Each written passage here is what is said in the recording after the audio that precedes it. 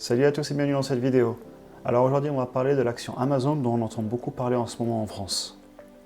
Dans cette vidéo, on va regarder en quoi consiste Amazon, on va aussi parler de sa valorisation actuelle et de ses indicateurs financiers, et enfin je vous dirai ce que je compte faire, si je compte ou pas en acheter et à quel prix. Tout d'abord, alors que fait Amazon? En plus d'être un site de vente en ligne, parce qu'en France c'est assez connu pour être de la vente en ligne, mais ils font beaucoup d'autres choses. Alors on voit dans ce graphique toutes les branches qu'ils ont.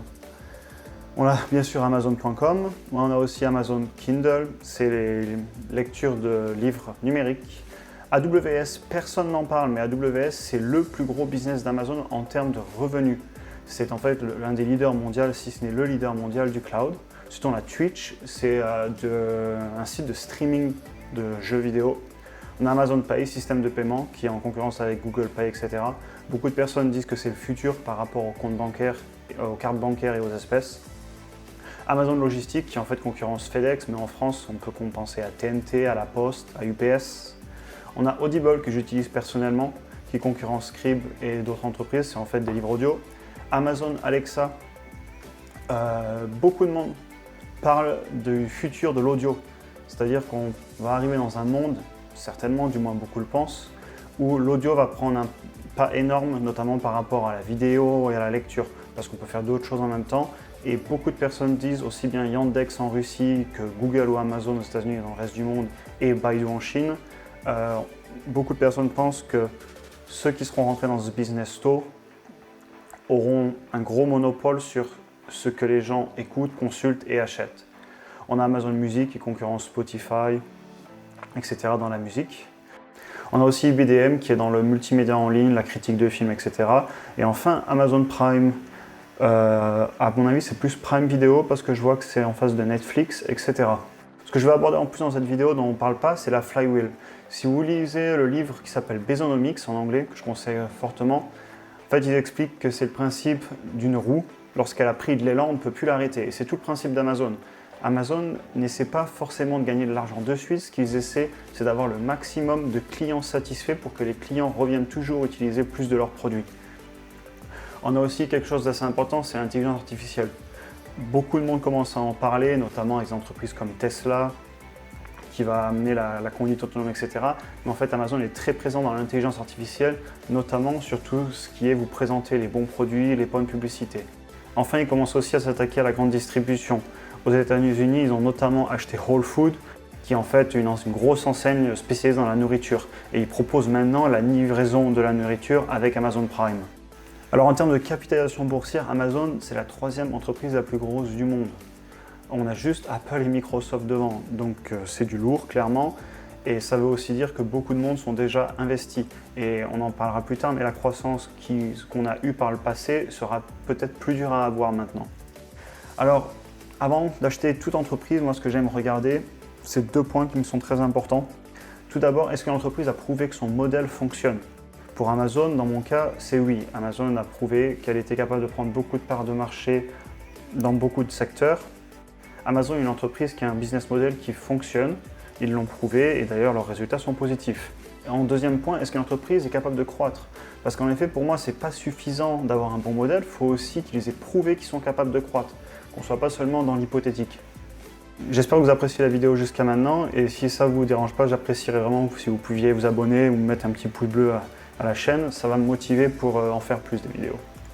Bon, maintenant on va rentrer un petit peu plus dans les détails. Actuellement, Amazon, au jour d'aujourd'hui, on a un PE de 96. Le PE ratio, c'est simplement combien l'entreprise vaut divisé par combien elle gagne net. En fait, c'est ce qu'on voit sur l'image ici, c'est la market cap divisé par le income.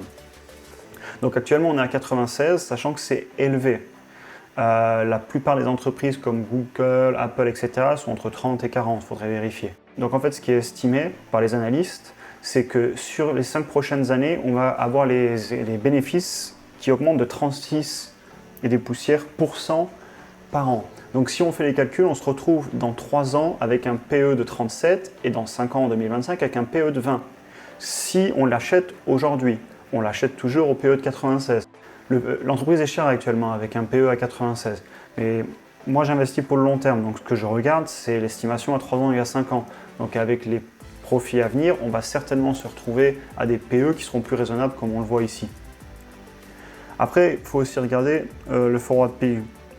Moi, personnellement, j'aime acheter des entreprises si elles ont un EPS à moins de 10 avec un forward PE en dessous de 25.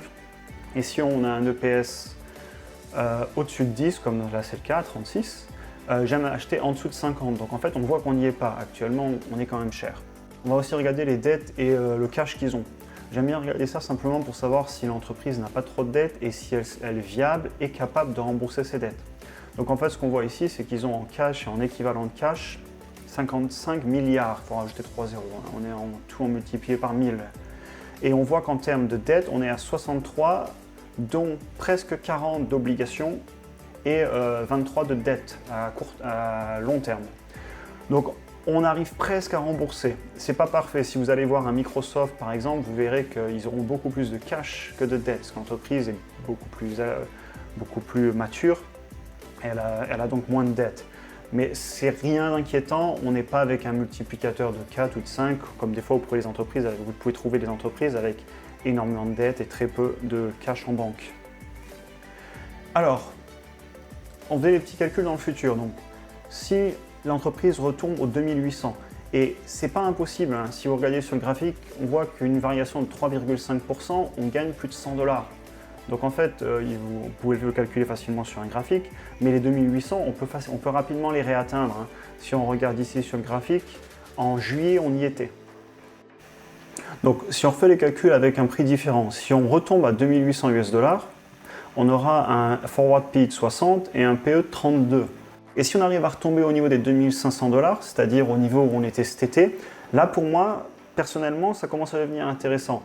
Parce qu'on aura un forward PE autour des 50 et un PE de 28. Donc là, la question maintenant, c'est qu'est-ce qu'il faut faire et qu'est-ce que je vais faire? Est-ce qu'on achète, est-ce qu'on vend, est-ce qu'on conserve?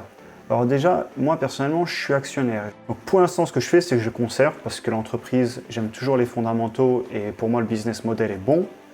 Et si on arrive à avoir une baisse, j'achète. Si on baisse au niveau des 2800, je vais commencer à acheter raisonnablement. Si on retombe aux 2500, je vais certainement beaucoup acheter. Après, c'est pas certain du tout qu'on redescende à des niveaux, sauf une grosse correction dans les marchés avec une mauvaise nouvelle. Après, si on n'est pas actionnaire, c'est un peu là la question. Il y a plusieurs façons de voir les choses. Soit on aime vraiment l'entreprise et on est prêt à l'acheter.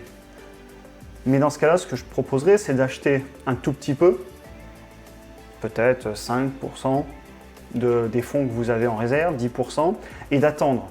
Comme ça, s'il y a une baisse, vous pouvez en racheter plus. Vous pouvez faire du DCA, du dollar cost averaging, c'est-à-dire racheter la baisse pour baisser votre prix moyen. Et après, ce que j'aime aussi rappeler, c'est qu'il faut se mettre dans une situation confortable. C'est-à-dire qu'il est vraiment bien de toujours avoir un fonds d'urgence de 6 mois à 1 an de votre coût de vie en cas de coup dur, pour ne jamais avoir à toucher à vos investissements, à votre épargne. Parce que je vous rappelle que l'argent que vous mettez en bourse, vous devez le considérer perdu. Du moins, c'est ma vision des choses. Ensuite, moi, ce que j'aime faire, c'est de garder 20 à 30% de tout mon portfolio en cash. C'est-à-dire que si vous avez 10 000 € investis, vous pouvez garder entre 2 et 3 000 € de côté, ce qui fait que s'il y a une baisse du marché, vous pouvez en profiter et vous ne vous retrouvez pas à ne pas pouvoir en profiter. Voilà, sur ce, écoutez, je vous remercie pour avoir visionné cette vidéo. J'espère que ça vous aura plu d'écouter un petit peu plus ma stratégie et ce que je compte faire sur cette action Amazon, ainsi que ce que je pense de l'entreprise. Donc voilà, je vous remercie d'avoir écouté cette vidéo. J'espère que ça vous aura apporté quelque chose et puis je vous dis à la prochaine.